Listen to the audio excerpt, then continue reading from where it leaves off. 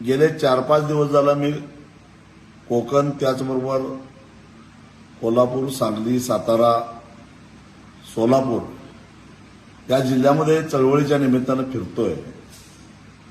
नीटची परीक्षा रद्द झाल्यापासून विद्यार्थ्यांच्यामध्ये आलेलं नैराश्य, त्याचबरोबर पालकांची अस्वस्थता जवळून बघतोय, विशेषतः ग्रामीण भागातल्या पालकांची.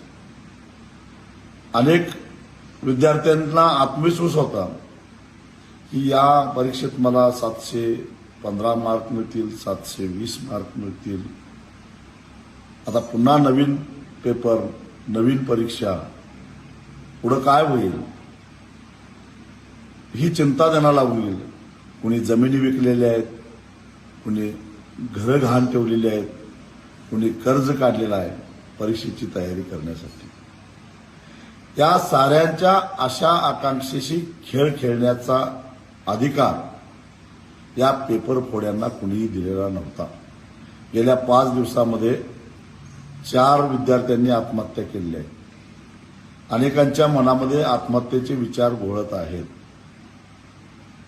हे सारे कोण आहेत?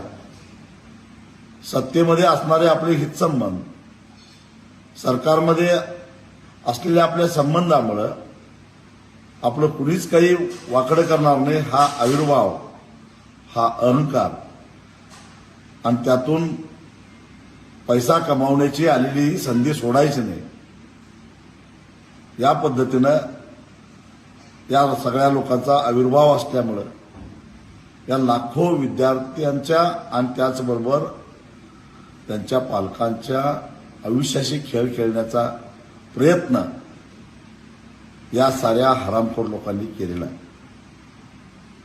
त्यामुळं केवळ भ्रष्टाचाराचा आरोप करून ह्यांना आत टाकून चालणार नाही, तर 4 विद्यार्थ्यांच्या मृत्यूस जबाबदार धरून त्यांच्यावर सदोष मनुष्यवधाचा गुन्हा दाखल झाला पाहिजे. जे जे म्हणून यात सापडतील त्या सगळ्यांना आत्महत्या केलेल्या विद्यार्थ्यांच्या मृत्यूस जबाबदार धरून त्यांच्यावर सदोष मनुष्यवधाचा गुन्हा तर दाखल झाला पाहिजेच, पण पालकांच्या आणि विद्यार्थ्यांचा मानसिक छळ केल्याचे गुन्हे सुद्धा दाखल झाले पाहिजे. त्याशिवाय अशा प्रवृत्त्या ठेचल्या जाणार नाहीत. आणि सातत्यानं पेपर फुटतायत,